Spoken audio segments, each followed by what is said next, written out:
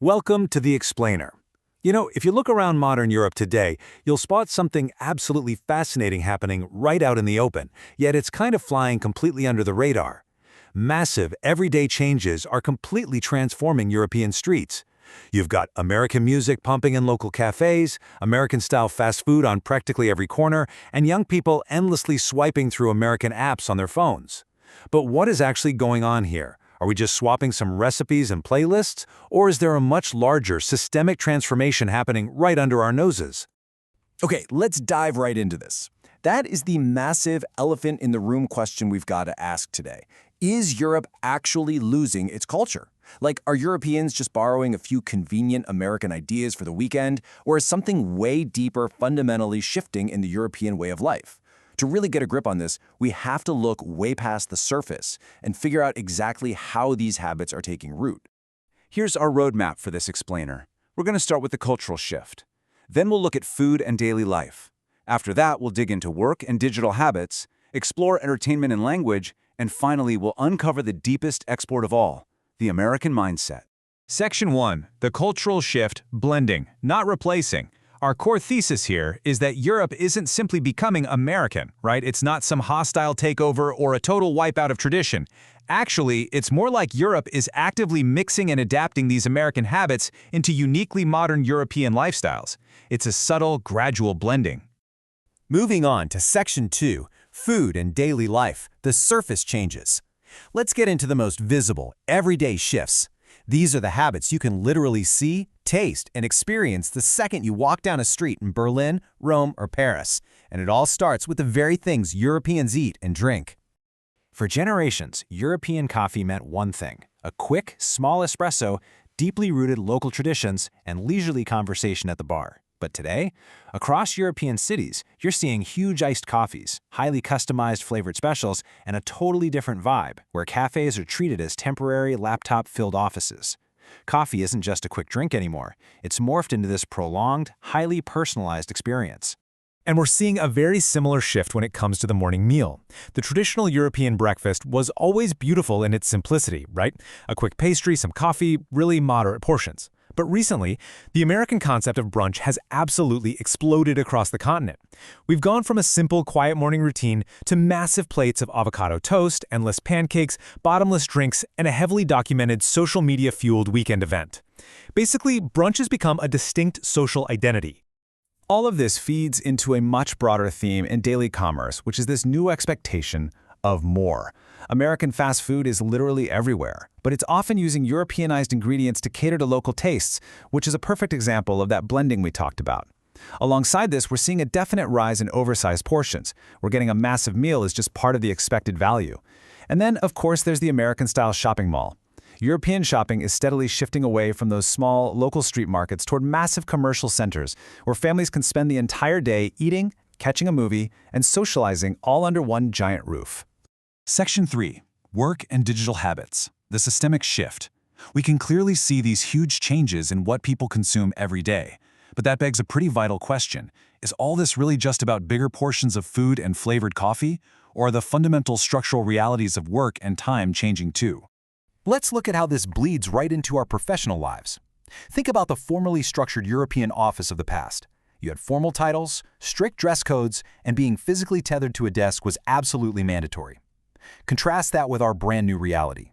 We are seeing a massive shift toward American-style corporate casualness. Managers are going by their first names, casual clothes are the norm, and there's a huge push for remote or hybrid flexibility. The actual rigid structure of the workday has been completely decentralized. And that newfound flexibility has paved the way for another deeply American concept, the side hustle. Turning a hobby or a skill into a secondary income stream. Traditionally in Europe, you worked your job, earned your salary, and then you went home. End of story. But the internet has allowed this fiercely American entrepreneurial mindset to spread like wildfire. Now you've got photographers becoming content creators, university students thriving as freelancers, and gamers building massive global audiences right from their bedrooms. Now, what's truly fascinating is how the side hustle naturally evolves into personal branding. We're talking about treating your own personality or expertise as an online business. This is a monumental shift in how we think about identity. You don't need to rely on a traditional company structure to validate your career anymore, because you are the brand. Your social media profile is essentially acting as a living, breathing, totally public resume. Underpinning all of these digital habits is something we can call convenience culture. It's this growing, almost expected demand for instant access, rapid delivery, and monthly subscriptions. We've seen a massive shift away from those local, slower, traditional experiences toward a serious demand for instant gratification. Whether it's streaming millions of songs instead of buying a CD, or expecting your dinner to arrive at your door in exactly 20 minutes, European consumers are now fully living inside an American-style 24/7 convenience economy. Section 4. Entertainment and language. The invisible borders. All of this intense digital connectivity leads us directly into this next section, where we move from the physical world into the abstract, showing how tech has effectively totally erased traditional cultural borders. Perhaps the most undeniable proof of these erased borders is language. Just think about words like business, startup, influencer, streaming, weekend, content, networking. This ubiquitous English slang has seamlessly integrated itself into native European languages. Now, local languages are definitely not disappearing, but English, heavily driven by American tech and media, has absolutely become the shared, default vocabulary of global youth culture. And all that language is delivered straight through shared entertainment. Because of Hollywood and streaming platforms, a teenager in Rome and a teenager in California are watching the exact same shows, laughing at the same jokes, and following the exact same trends simultaneously. This shared media landscape has also imported massive commercialized events. Take Halloween, for example. It was once barely recognized by previous generations in Europe, but now it's a huge annual commercial reality packed with costumes and parties. We're even seeing European sports organizations adopting American sports marketing models. Think massive stadium productions, celebrity appearances, and heavily social media-driven fandoms. Section 5. The American Mindset, the deepest export. And this brings us right to the climax of our explainer. Because when you add up the flavored coffee, the side hustles, the English slang, and the binge-worthy streaming shows, you start to realize something. The most significant export hitting European shores isn't a hamburger or a pair of blue jeans at all. It is an entire philosophy. The absolute crucial point comes down to a single, incredibly powerful idea. The idea that you can reinvent yourself. That right there is the core tenet of the American dream. It's this deeply influential belief that your future absolutely does not have to be determined by your past, your social class, or where you happen to be born.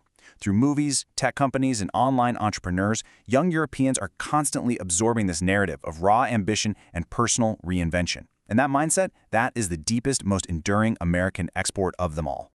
Conclusion: a hybrid future. So where exactly does all this leave us? As we begin to wrap up everything we've explored today, it's super important to remember that cultural exchange is always a two-way street. I mean, Europe has heavily influenced America for centuries, in everything from architecture to political traditions. But right now, the tide of modern consumerism is definitely flowing the other way. The future here is really all about adapting concepts, preserving uniqueness, and building a new global mix. I want to reassure you, France will still be unapologetically French, Italy will remain deeply Italian, and Germany is going to hold tight to its rich traditions. We are not witnessing the total erasure of Europe. No way. Instead, younger generations are simply taking these American concepts, preserving their own national uniqueness, and building a completely new, borderless, blended global mix. They're essentially creating a hybrid culture that actually works for the modern world. Which leaves us with one final, pretty powerful question to ponder. What will Europe look like after it finishes adapting? I really encourage you to look around your own cities. Observe the coffee shops, listen to the conversations happening on the street, and just think about how globalization is actively reshaping the world right around you. Cultural evolution never stops. Thanks for joining